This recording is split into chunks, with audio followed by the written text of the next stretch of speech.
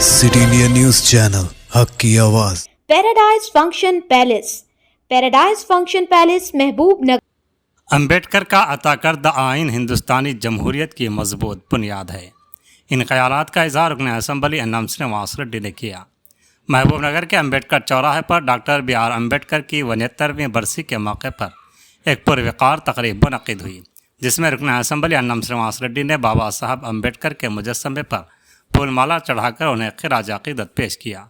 तकरीब से खिताब करते हुए रुकन असम्बली अन्नम श्रीनिवास रेड्डी ने कहा कि अगर अम्बेडकर की आइनी बसीरत और दूरअंदेशी न होती तो आज हिंदुस्तान की जमहूरियत इस कदर मुस्तहकम न होती। समाजी इंसाफ, मसावत, तालीम और रोज़गार जैसे बुनियादी हकूक़ को आइनी तहफ़्फ़ुज़ देना उन्हीं का कारनामा है।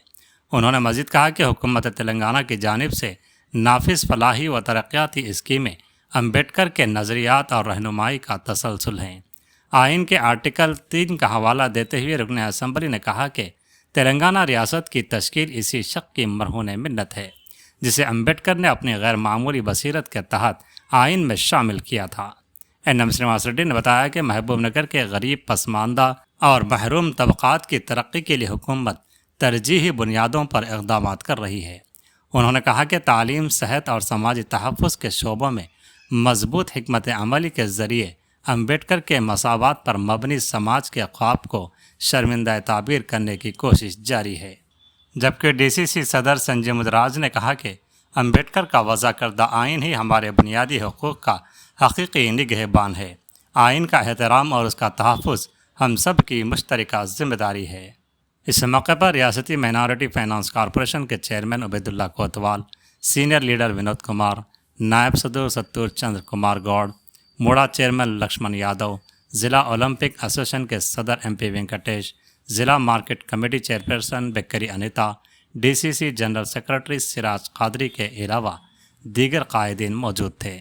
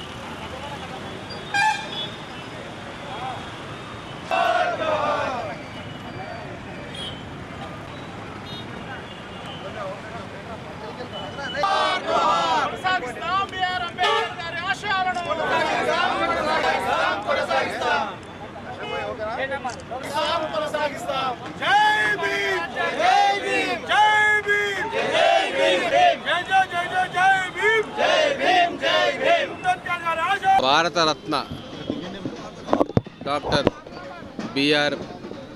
అంబేద్కర్ గారి వర్ధంతి.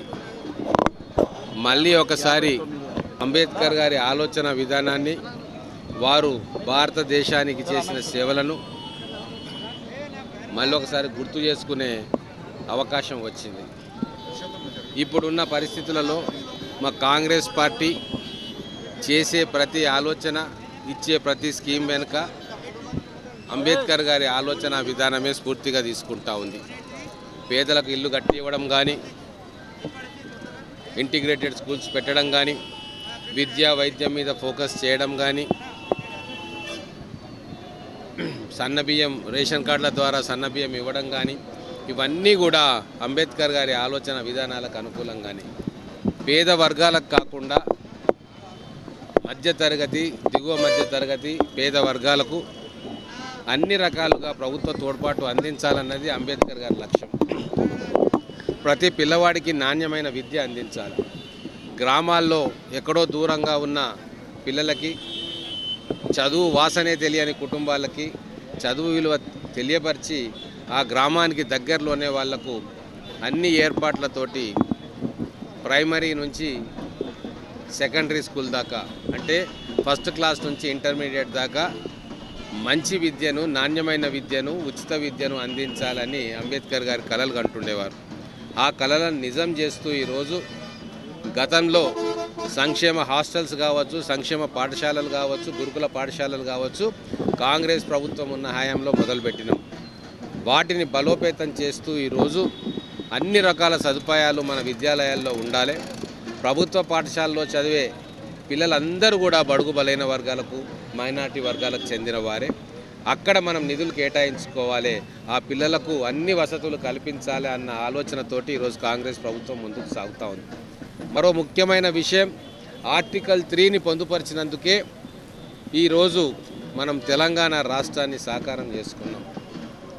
ఆర్టికల్ 3 అనేది ఒక ఆయుధంగా ఉండింది కాబట్టి తెలంగాణ ప్రజలందరూ కూడా పోరాటం చేసి అన్ని వర్గాల ప్రజలు ఏకమై ఈరోజు మనం స్వతంత్ర రాష్ట్రంలో, ప్రత్యేక రాష్ట్రంలో మనం ఉన్నాం. కాబట్టే కోట్లాది మంది జీవితాలను బాగు చేసిన వ్యక్తి డాక్టర్ బాబాసాహెబ్ అంబేద్కర్. ఇప్పటికైనా రేపటికైనా ఎప్పటికైనా అంబేద్కర్ గారి ఆలోచన విధానమే భారతదేశానికి శ్రీరామ రక్ష. అన్ని కులాలు, మతాలు, వర్గాలు కలిసిమెలిసి ఉంటున్న ఈ భారతదేశంలో ఒక రోడ్ మ్యాప్ను తయారు చేసి వెళ్ళిపోయారు డాక్టర్ బిఆర్ అంబేద్కర్ గారు. ఆ రోడ్ మ్యాప్ను మనం ఫాలో అవుతూ పోతే ఖచ్చితంగా మనము భారతదేశం ప్రపంచంలోనే అత్యుత్తమ దేశాల్లో ఒకటిగా పేరు వస్తుందనడంలో ఎటువంటి సందేహం లేదు. కాంగ్రెస్ పార్టీ తరఫున అందరం కూడా వారికి నివాళులు అర్పించడానికి అలా ఇక్కడికి రావడం జరిగింది. భారతరత్న అంబేద్కర్ గారు మన రాజ్యాంగం నిర్మాత.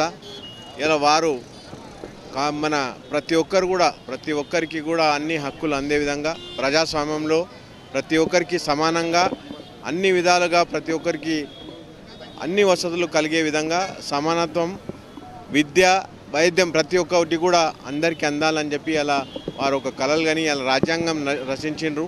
ఇలా రాజ్యాంగం రచించిన తర్వాత ఇలా కాంగ్రెస్ పార్టీ కూడా కాన్స్టిట్యూషన్ అంటే రాజ్యాంగాన్ని విధానాన్ని ముందుకు తీసుకుపోతూ ఇలా రాజ్యాంగంలో ఉన్న ప్రతి ఒక్క అంశాన్ని ప్రజల్లోపటికి తీసుకెళ్తూ రాజ్యాంగాన్ని పాటించే ఇలా కాంగ్రెస్ పార్టీ సిద్ధాంతంగా ముందుకెళ్తుంది.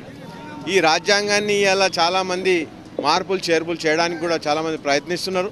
ఆ మార్పులు చేర్పులు చేయడంలో కూడా కాంగ్రెస్ పార్టీ తీవ్రంగా వ్యతిరేకిస్తూ మొన్ననే ఈ సంవత్సరం అంతా కూడా మేమంతా కూడా కాన్స్టిట్యూషన్ రక్షించే విధంగా, కాన్స్టిట్యూషన్ గొప్పతనాన్ని ప్రతి ఒక్కరికి తెలిసే విధంగా ఇవాళ మేమంతా కూడా జై బాపు, జై భీమ్, జై సంవిధాన్ అనే కార్యక్రమం తీసుకొని మొత్తం దేశవ్యాప్తంగా ఈ కార్యక్రమాన్ని ముందుకు తీసుకెళ్తున్నాం. మా ఉద్దేశం ఒకటే, ఇలా రాజ్యాంగంను రచించిన బాబాసాహెబ్ అంబేద్కర్ గారు అన్ని వర్గాలను దృష్టిలో ఉంచుకొని మంచి చక్కటి రాజ్యాంగాన్ని ప్రతి ఒక్కరి ఆశలను కానీ ప్రతి ఒక్కరి వారి అనుకున్న విధానాన్ని వారు పొందపరిచి అలా రాజ్యాంగాన్ని మనకిచ్చిండ్రు. దాన్ని మారుస్తే చాలామందికి నష్టం జరుగుతుంది కాబట్టి ఆ రాజ్యాంగాన్ని ఏ విధమైన మార్పులు చేయకుండా దాన్ని ఉంచే విధంగా ఇవాళ మేమందరూ కూడా మేము రాజ్యాంగం రక్షించే విధంగా మేమంతా కూడా ప్రయత్నం చేస్తున్నాం. అదే భాగంలో మేమంతా కూడా వెళ్తున్నాం. రేపు కాంగ్రెస్ పార్టీ సిద్ధాంతం ఒకటే, రాజ్యాంగాన్ని అనుసరించి అన్ని ఫలాలు అందరికీ అందే విధంగా మేము చేస్తాం.